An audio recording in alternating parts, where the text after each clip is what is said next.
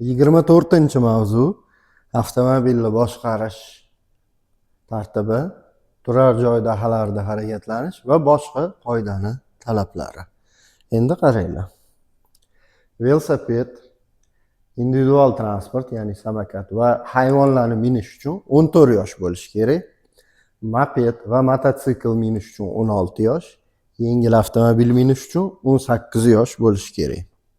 Endi avtomobilni boshqarishni o'rgatish yopiq avtodromlarda o'tkaziladi. Shunda ham faqat o'quvchining yonida instruktor bo'lishi kerak. Instruktor bu maxsus guvohnomaga, ya'ni o'rgatishga huquqi bor shaxs hisoblanadi. Boshqarishni o'rgatish maxsus o'quv avtomobillarida o'tkaziladi.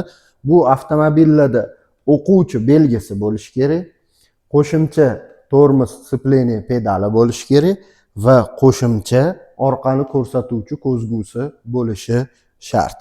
Ko'chada mashinani boshqarishni o'rgatish mumkin, faqatgina maxsus o'zini belgilangan yo'nalishlari bo'yicha. Bulardan tashqariga chiqish mumkin emas. Keyin agar o'tish navbati yo'l qoplamasi orqali aniqlanadigan vaziyatlarda yo'lni qoplamasini aniqlash imkoni bo'lmasa, haydovchi o'zini ikkinchi darajali deb hisoblashi kerak bo'ladi.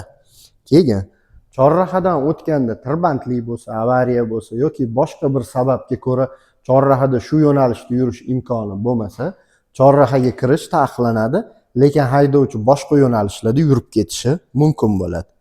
Keyin haydovchiga yashil yonsa ham yo'ldan o'tishga ulgurmagan piyodani o'tkazib yuborishi shart.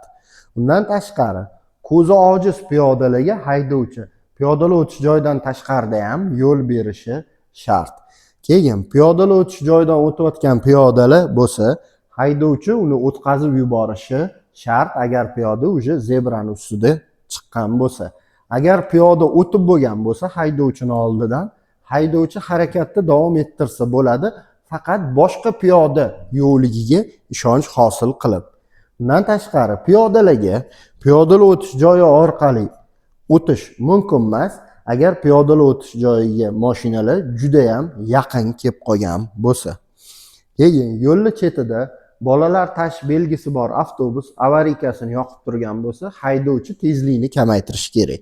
Agar bolalar yo'lni kesib o'tadigan bo'lsa, ularga yo'l berishi shart deyilgan.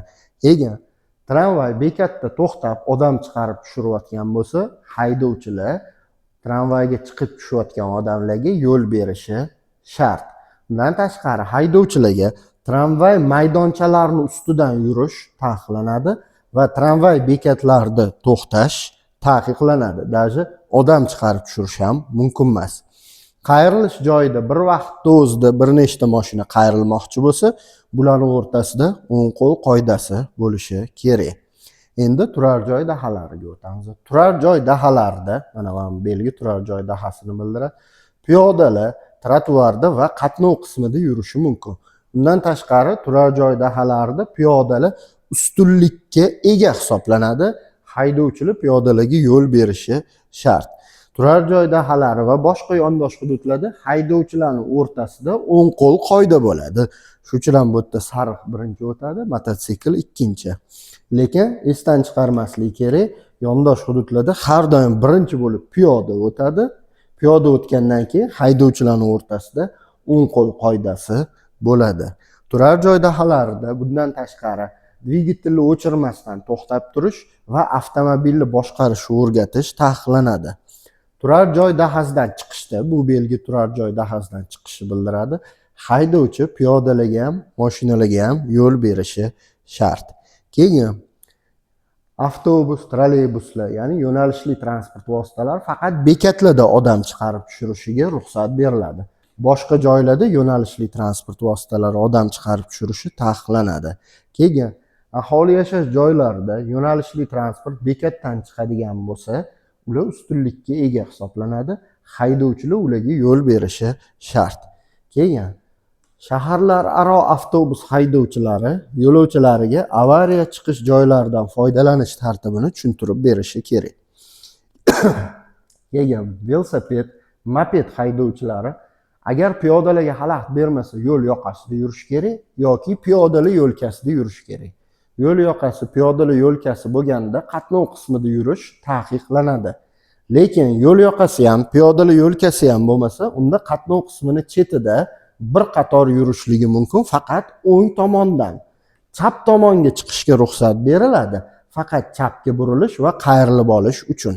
Bundan tashqari, velosiped chorrahadan tashqari boshqa joylarda avtomobil yo'lini kesib o'tadigan bo'lsa, velosipedchilar yo'l berishi shart. Keyin velosipedlarda 7 yoshgacha bo'lgan bolalarni tashish mumkin va gabarit o'lchami 0,5 metrdan oshmaydigan yuk tashishga ruxsat beriladi. Bundan tashqari, mol haydab o'tish va boqish mumkin, faqatgina kunduz kuni. Kechqurun mol boqish taqiqlanadi. Keyin yo'lda qoldirib ketilgan yuk, transport vositasi va boshqa buyumlar bo'lsa, обязательно ularni belgilab, o'rab, qorong'ida bo'lsa, yoritib qo'yish kerak bo'ladi. Keyin haydovchi va uni yo'lovchilariga eshikni ochish taqiqlanadi, agar boshqa haydovchilarga yoki piyodalarga xalaqit beradigan bo'lsa.